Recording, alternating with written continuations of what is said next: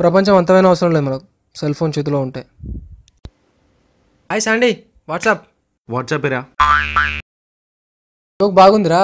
Matter ఏంటంటే మన BTech final year results వచ్చాయి, నువ్వు 2 సబ్జెక్ట్లో ఫెయిల్ అయ్యావు. ఇది హాయ్రా పండు, రేపు మార్నింగ్ మీటింగ్ వెళ్దామా? అరే మ్యాట్నికా ఈవినింగ్ 6 o'clock వెళ్దాంరా. ఫస్ట్ అయితే రూమ్కి వెళ్దాంపా. శాండీ రూమ్ పారా. మీరు వెళ్ళండి రా, నేను వస్తా. సరే మరి తొందరగా వచ్చేసి. సరేరా.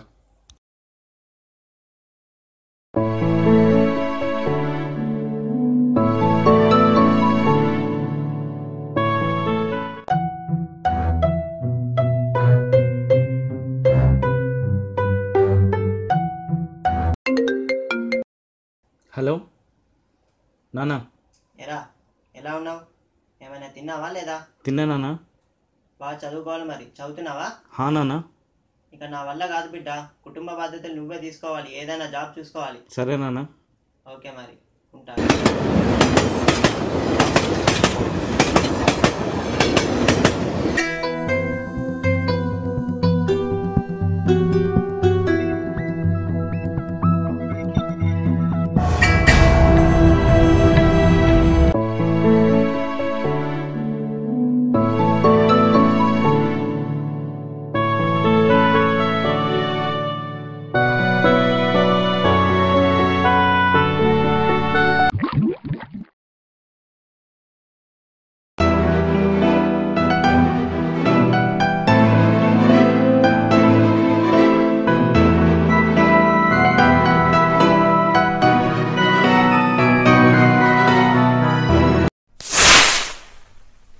నా వల్ల కాదు బిడ్డ, నువ్వు సబ్జెక్ట్లో ఫెయిల్ అయ్యావు. నువ్వు సబ్జెక్ట్లో ఫెయిల్ అయ్యావు. నా వల్ల కాదు బిడ్డ, నువ్వు సబ్జెక్ట్లో ఫెయిల్ అయ్యావు. నా వల్ల కాదు నువ్వు బిడ్డ. సబ్జెక్ట్లో ఫెయిల్ అయ్యావు.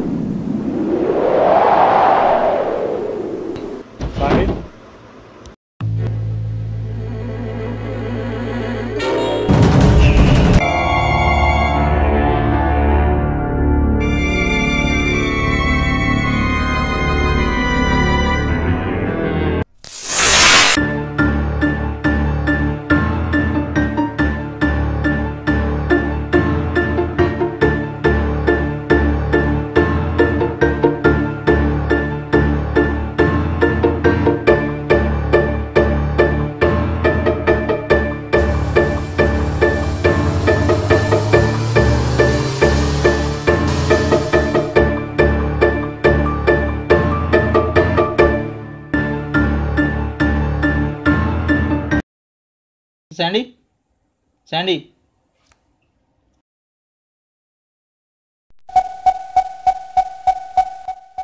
ఏమైందిరా?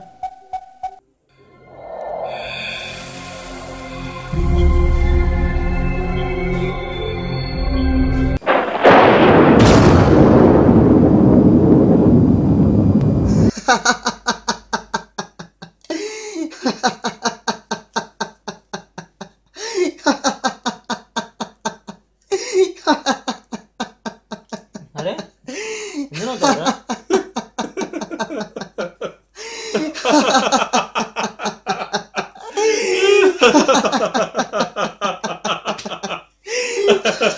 అరే ఎందుకు నవ్వుతావురా? అరే పిచ్చోడా, అది పాయిజన్ బాటిలే కానీ అందులో ఉంది మోషన్ సాల్ట్ రా, అది నా బాటిలే రా.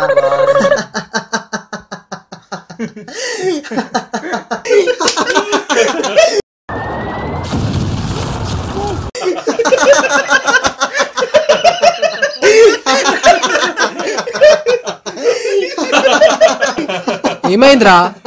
ఎందుకు నవ్వుతుండ్రా? సందీప్ పడేర్రా? ఏమైందిరా? అరే ఏమైందిరా?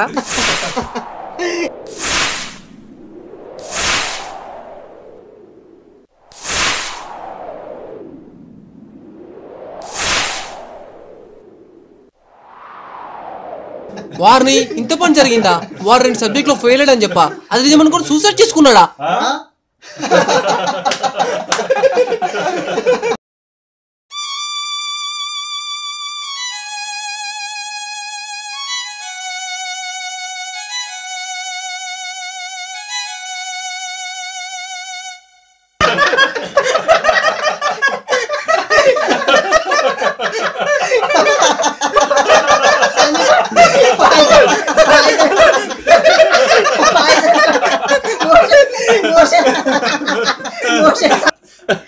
ఇప్పుడు ఎలా ఉందిరా సందీప్?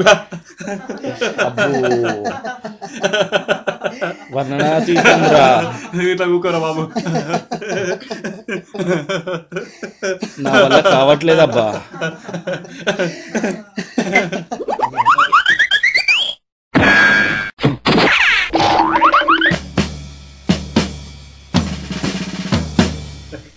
అరే శాండీ, ఈ నమ్మకంతో ఫెయిల్ అయ్యావని చెప్పగానే సూసైడ్ అటెంప్ట్ చేసుకున్నావురా?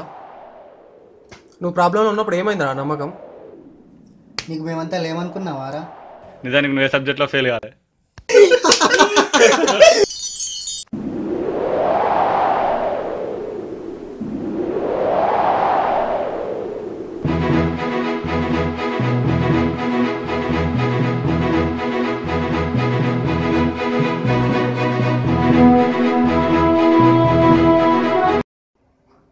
అందుకే రా ఎమోషనల్గా ఏ డిసిషన్ తీసుకోవద్దు.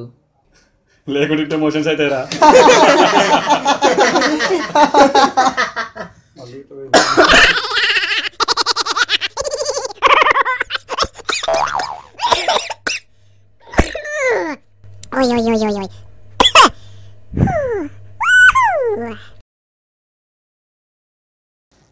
ఒక్క నిమిషం.